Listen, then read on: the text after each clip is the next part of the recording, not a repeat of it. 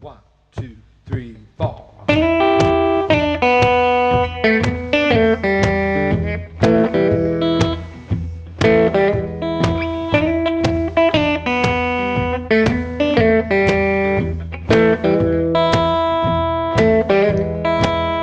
I've been drunk, I've been stoned, gone out and I've left you all alone. But baby,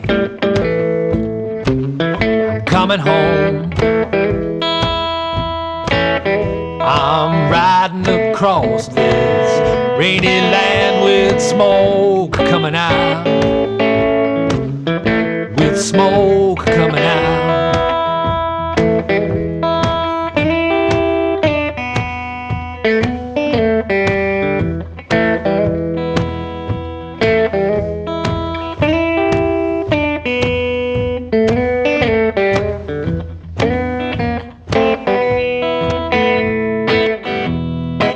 All right, that's enough to give you the idea. What I'm doing is going over this month after taking a long break from making some instructional videos. I'm kind of blowing off the dust and the rust and the crust from the summer vacation and just working on doing some thumb picking blues kind of stuff. Now this is a really cool way to kind of start off your fingerstyle exploration of the guitar if you're not used to doing that. Now I've done a lot of videos where, you know, doing this okay, the alternating thumb bass, which is a little bit trickier than this. So I figure this is a nice addition to that, where you can concentrate on just keeping this 1, 2, 3, 4, 1, 2, 3, 4 going with the thumb. You're kind of like muting it a little bit. It's nice to have sort of a grungy, trashy sound. It sort of helps cover up the mistakes and give you a good excuse. Hey, it sounds like garbage already, right? So anyway, we're gonna go over this introduction riff to this tune, "Smoke Coming Out," that I've been playing with. It's a song of mine I've been playing with the guys here in Berlin when we do our blues gigs, and it's a perfect example of this kind of style.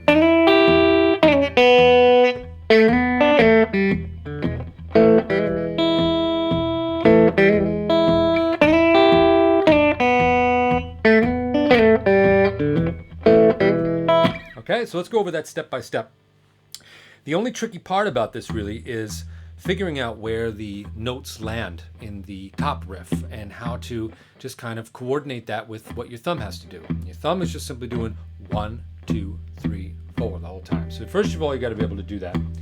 It's a good idea to stomp your foot and kind of move and get into it, because that's going to kind of develop a momentum in what you're playing so that it's harder to make mistakes in a way. Okay, so if you're just getting into that and make sure you got that stomp going on, then your other fingers will start to follow suit. So the first move is, okay, we'll take it 2 notes at a time like that. You're going 1 and 2, 3, 4, 1 and 2, 3, 4, 1, 2, 3, 4, 1 and 2, 3, 4. Count again, 2, 3, 4, 1 and 2, 3, 4, 2, 3, 4, 1 and 2, 3. Okay, and what you're doing here is grabbing those notes with pretty much any finger you feel like you need to. Now this is really not stiff in terms of technique. A lot of times I'm playing it like this, which is probably bad left-hand technique. I don't know why I do it. I don't necessarily think about what fingers I'm using here. Generally, this is like G string, B string, high E string. I tend to do that. But if you want to go hunt and pick with one finger or whatever, it's going to help contribute to the way it sounds when you do it, which should be different. This kind of style is sort of like Hubert Sumlin from Howlin' Wolf. He did a lot of stuff like this with the Howlin' Wolf chess record stuff. Really great. And I think he was kind of using these 2 fingers all the time, just playing everything like this, and these were not doing much. So it's really up to you how you do it. Before we go further in this, let me just talk about the note choice for a second. It's just the E minor pentatonic scale with those major notes kind of thrown in. So okay, that there.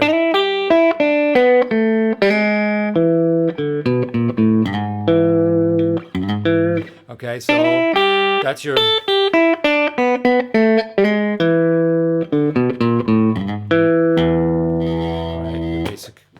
harmonic scale in that position, which you should know.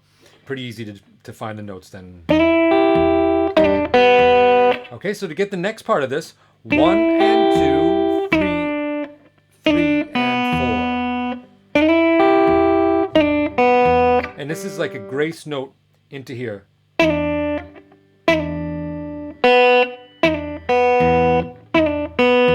So you can practice that little segment a few times on its own to kind of get the coordination. 1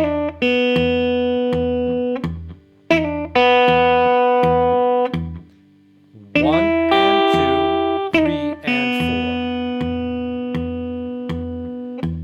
1 and 2, 3 and 4. 1, 2, 3, 4. 1 and 2, 3 and 4. 1, 2, 3, 4. Okay, so that's a great way to practice that bit by bit. Let's do the next part now.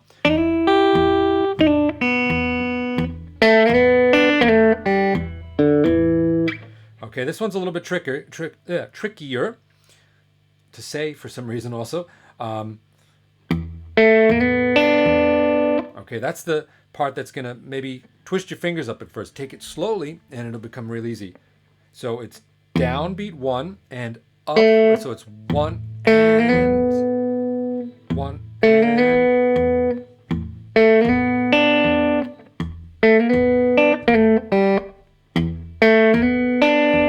So you're going to be sliding in from, you're playing 1, the upbeat, and then the downbeat here at the same time as you slide into there. So that's kind of the trickiest spot in this.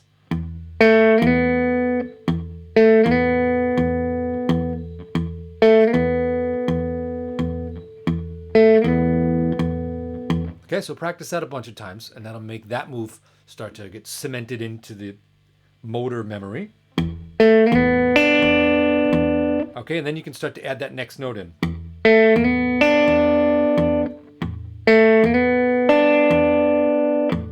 Okay, I'll do it slow a few times. Oops.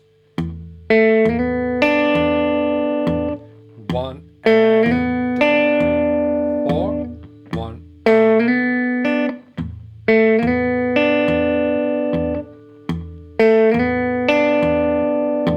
Okay, so then the next step is to just combine those.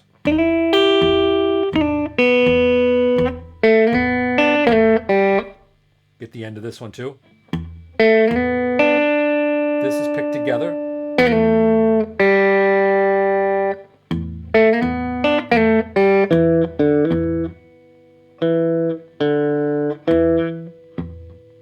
Okay, and then we're into this sort of riff here, which I've done in other videos. And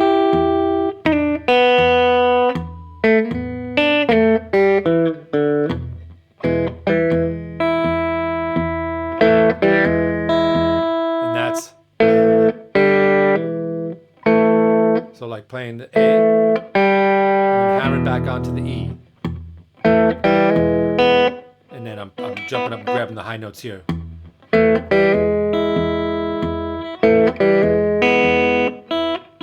really just a high E. I thought it was both of them, but it's really just that high E.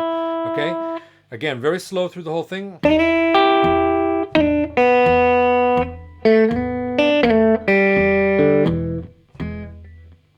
Okay.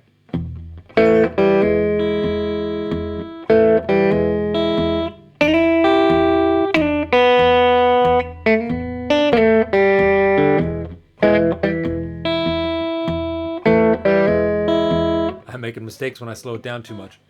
That's kind of the thing. You start to get this into your motor memory and it becomes automatic and you start to slow it down. It's good to slow it down and make sure you're getting everything clean.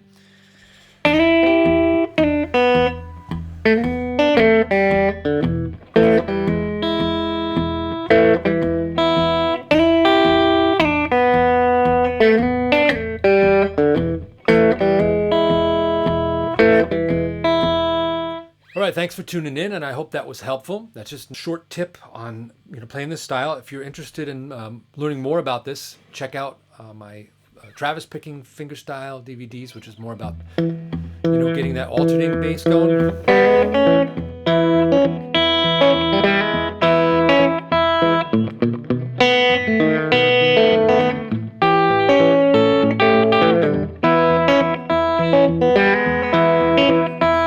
right? Getting that kind of stuff going.